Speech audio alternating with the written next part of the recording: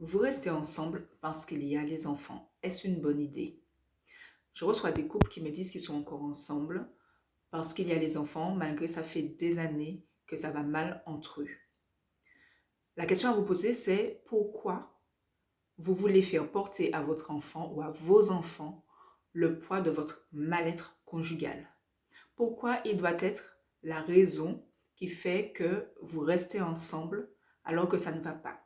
Les enfants, ils ne sont pas aveugles, ils voient bien que ça ne va pas entre vous, que vous ne vous entendez pas, qu'il y a sans doute des disputes. Et savoir que ce sont eux la raison qui fait que vous êtes encore ensemble, il peut les faire plus culpabiliser de votre mal-être qu'être bien.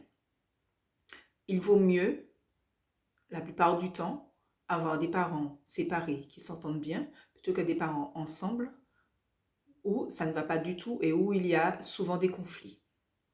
La question à se poser, c'est qu'est-ce qui vous empêche réellement de vous séparer? Est-ce que c'est parce que vous avez peur du regard des autres? Est-ce que vous avez peur du changement, du fait de vous retrouver seul? Surtout s'il y a garde alternée, est-ce que vous avez peur de vous retrouver seul pour pouvoir gérer votre enfant? C'est ça la question à vous poser.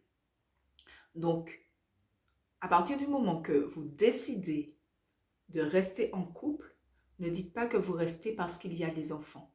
Dites que vous choisissez de rester parce que vous choisissez de rester pour telle et telle raison.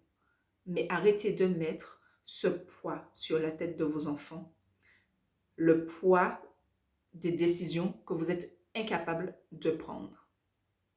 Est-ce une bonne ou une mauvaise raison de rester parce qu'il y a les enfants? Cette décision vous appartient.